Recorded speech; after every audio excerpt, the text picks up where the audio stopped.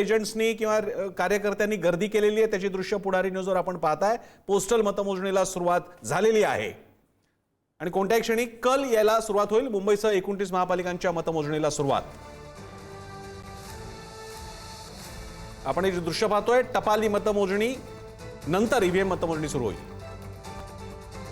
सगळ्या पार्श्वभूमीवर आपण बघतोय की पोलिसांच्या बंदोबस्तामध्ये या ठिकाणी ही मतमोजणी केली जाणार आहे। प्रामुख्याने जर बघितलं तर या ठिकाणी निवडणूक अधिकारी आहेत, त्यांनी या ठिकाणी गोपनीयतेची शपथ दिलेली आहे आणि त्यानंतर आता या टपाली मतदानाला सुरुवात होणार आहे, त्याची मतमोजणीला सुरुवात होणार आहे आणि त्यानंतर जे ईव्हीएमद्वारे जे मतदान झालेले आहेत त्याची मतमोजणी होणार आहे। प्रामुख्याने जर बघितलं तर 122 जागांसाठी जवळपास 735 उमेदवार निवडणुकीच्या रिंगणात होते आणि त्या सगळ्या अनुषंगाने जर बघितलं तर 122 जागांसाठीची ही निवडणूक होते आहे आणि त्यासाठीचा जो कल आहे तो साधारणपणे पहिल्या 1.5 तासामध्ये येणार आहे।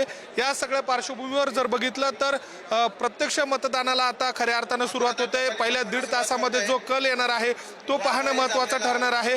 या बाजूला जर बघितलं तर ही सगळी जी निवडणुकीच्या अनुषंगाने करण्यात आलेली जी यंत्रणा आहे ती आपण पाहतोय। प्रभागानुसार ही संपूर्ण यंत्रणा असणार आहे। दुसऱ्या बाजूला वरती जर बघितलं तर या संपूर्ण निवडणुकीच्या काळामध्ये जे उमेदवार होते ते देखील या मतमोजणीची जी प्रक्रिया आहे ती या ठिकाणी पाहताना आपल्याला बघायला मिळते।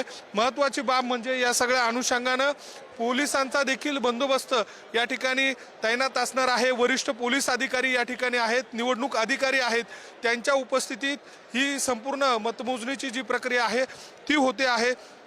प्रामुख्याने जर बघितलं तर आता या बाजूला जे मतमोजणी केली जाणार आहे ती जर बघितली तर या ठिकाणी प्रत्येक टेबलवर पहिला कल हाती आलेला आहे। मुंबईतील पहिला कल हाती आलेला आहे।